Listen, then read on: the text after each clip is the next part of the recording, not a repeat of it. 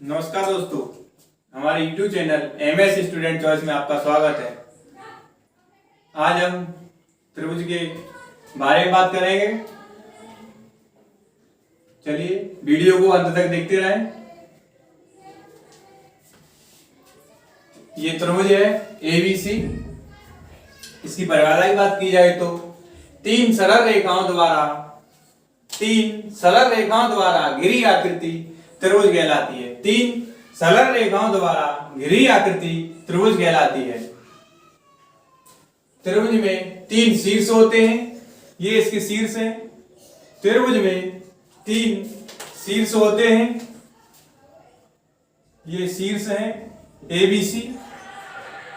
ये ABC तीनों शीर्ष हैं। वह तीन भुजाएं होती हैं। ये भुजाएं हैं त्रिभुज की। ये भुजाएं हैं। त्रिभुज में तीन भुजाएं होती हैं और तीन कोण होते हैं। तीन कोण होते हैं। आंतरिक कोण तीन होते हैं। त्रिभुज में तीन कोण होते हैं। ये त्रिभुज एक बहुभुज है। त्रिभुज एक बहुभुज है। त्रिभुज का प्रत्येक आंतरिक कोण 60 डिग्री का होता है। त्रिभुज का प्रत्येक आंतरिक कोण 60 डिग्री का होता है। कोण ए, कोण बी व कोण सी प्रत्येक 60 डिग्री का होता है। त्रिभुज के सभी आंतरिक कोणों का योग 360 डिग्री वो 180 डिग्री होता है। त्रिभुज के सभी कोणों का योग, सभी आंतरिक कोणों का योग 180 डिग्री होता है। कोण ए ABC, कोण ABC ये प्लस कोण BCA प्लस कोण CAB या BAC is equal to 180 degree.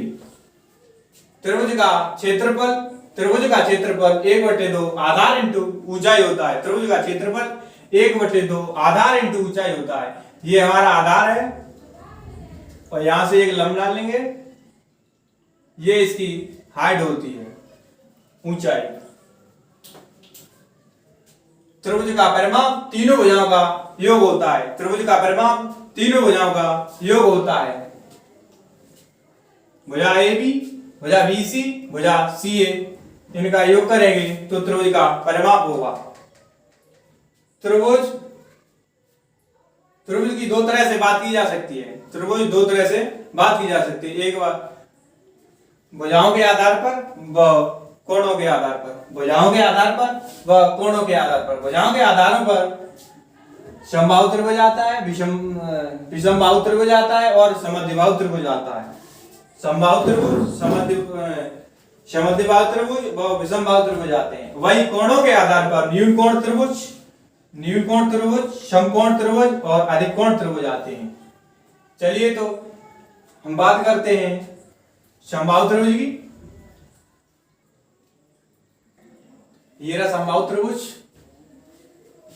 समबाहु त्रिभुज जिस त्रिभुज की तीनों भुजाएं बराबर व प्रत्येक कोण, प्रत्येक आंतरिक कोण 60 डिग्री होता है, यानी 60 डिग्री होता है। प्रत्येक कोण 60 डिग्री होता है। तीनों भुजाएं आपस में बराबर होती हैं। समबाहु त्रिभुज का परिमाप 3 इंटू भुजा होता है, यानी तीन त्रिभुज का परिमाप होता है तीनों भुजाओं का योग। तो यहाँ भुजाएं बराबर हैं तो 3 इंटू भुजा होगा। समबाहु त्रिभुज का परिमाप होगा 3 इंटू भुजा। अगर हम परिमाप से भुजा निकालें तो करते हैं भुजा इक्वल टू परिमाप अपॉन 3।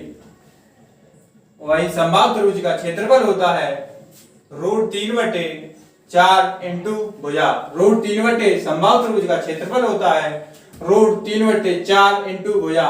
अगर हम यहां से भुजा को निकालें तो भुजा बराबर होता है √ क्षेत्रफल इंटू 4 अपॉन √3। क्षेत्रफल इंटू 4 अपॉन √3। समबाहु त्रिभुज में ऊंचाई, मध्यका व शीर्ष लंब एक ही होता है। समबाहु त्रिभुज में ऊंचाई, मध्यका व शीर्ष लंब एक ही होता है। शीर्ष लंब होता है समबाहु त्रिभुज का शीर्ष लंब या ऊंचाई मध्यका होती है √3/2 इंटू भुजा, √3/2 इंटू भुजा। यदि समबाहु त्रिभुज में एक अंत्यवृत्त बना है और एक परिवृत्त बना है, यदि समबाहु त्रिभुज में एक अंत्यवृत्त बना है और एक परिवृत्त बना है, तो अंत्यवृत्त की त्रिज्या होगी, समबाहु त्रिभुज में अंत्यवृत्त की त्रिज्या होगी भुजा अपॉन 2 इंटू √3, भुजा अपॉन 2 इंटू √3, और क्षेत्रफल होगा समबाहु त्रिभुज में अंत्यवृत्त का क्षेत्रफल होगा पाई इंटू भुजा स्क्वायर अपॉन 12, पाई इंटू भुजा स्क्वायर अपॉन 12, और वहीं परिवृत्त की त्रिज्या हुई भुजा अपॉन √3, परिवृत्त की त्रिज्या हुई भुजा अपॉन √3, और समबाहु त्रिभुज में परिवृत्त का क्षेत्रफल होगा पाई इंटू भुजा स्क्वायर अपॉन 3, पाई इंटू भुजा स्क्वायर अपॉन 3। समबाहु त्रिभुज में अंत्यवृत्त व परिवृत्त की त्रिज्याओं का अनुपात 1:2 होता है, त्रिज्याओं का अनुपात 1:2 होता है, और क्षेत्रफलों का अनुपात 1:4 होता है। चलिए तो अगले त्रिभुज विषमबाहु त्रिभुज की बात करते हैं। ये रहा समद्विबाहु त्रिभुज। समद्विबाहु त्रिभुज, जिस त्रिभुज की दो भुजाएं समान या बराबर हो वह एक भुजा असमान हो समद्विबाहु त्रिभुज कहलाता है। जिस त्रिभुज की दो भुजाएं समान या बराबर हो, एक भुजा असमान हो समद्विबाहु त्रिभुज कहलाता है। ये भुजा ये बराबर है, ये एक असमान, ये अलग है, बराबर नहीं है, यानी असमान भुजा है। ये समान भुजाएं हैं, ये समान है दोनों, और ये असमान भुजा है।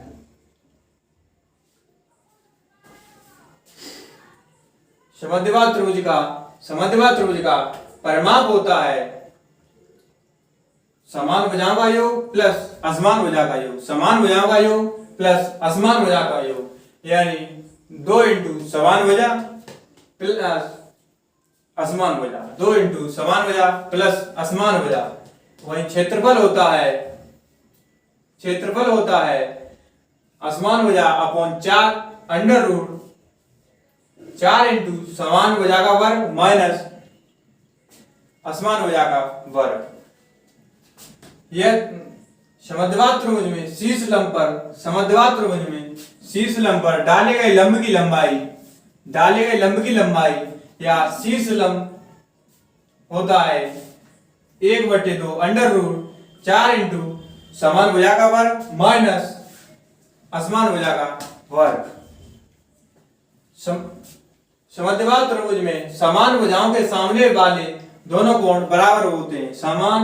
समद्विबाहु त्रिभुज में समान भुजाओं के सामने वाले दोनों कोण बराबर होते हैं। ये कोण बराबर होते हैं। चलिए तो विषमबाहु त्रिभुज की बात करते हैं। ये है विषमबाहु त्रिभुज। जिस त्रिभुज में तीनों भुजाएं अलग अलग लंबाई की हो, जिस त्रिभुज में तीनों भुजाएं अलग अलग लंबाई की हो, ये भुजा अलग है, ये अलग है, ये अलग है, इनकी लंबाइयां अलग अलग हो, वह तीनों आंतरिक कोण अलग अलग हो, विषमबाहु त्रिभुज कहलाता है। ये कोण अलग है, ये कोण अलग है, ये कोण अलग है, तीनों आंतरिक कोण अलग अलग हो, विषमबाहु त्रिभुज कहलाता है। विषमबाहु त्रिभुज में परिमाप होता है तीनों भुजाओं का योग, यानी त्रिभुज का परिमाप भी होता है तीनों भुजाओं का योग, a + b + c। इसका क्षेत्रफल निकालने के लिए हमें अर्ध परिमाप की जरूरत होती है। अर्ध परिमाप होता है a + b, अर्ध परिमाप s बराबर a + b + c अपॉन 2, और विषमबाहु त्रिभुज का क्षेत्रफल होता है √s into s minus a into s minus b into s minus c। क्षेत्रफल होता है √s into s minus a into s minus b into s minus c। इसे हम हीरो का सूत्र भी कहते हैं। इसे हम हीरो का सूत्र भी कहते हैं। इससे हम तीनों त्रिभुजों की क्षेत्रफल निकाल सकते हैं। इसे हम हीरो का सूत्र कहते हैं। इससे हम तीनों त्रिभुजों का क्षेत्रफल निकाल सकते हैं। इससे हम तीनों त्रिभुजों का क्षेत्रफल निकाल सकते हैं। चलिए तो आज के लिए इतना ही, मिलते हैं अगली वीडियो में। आज हमने बात की थी भुजाओं के आधार पर त्रिभुजों के प्रकार। अब अगली वीडियो में बात करेंगे कोणों के आधार पर त्रिभुजों के प्रकार।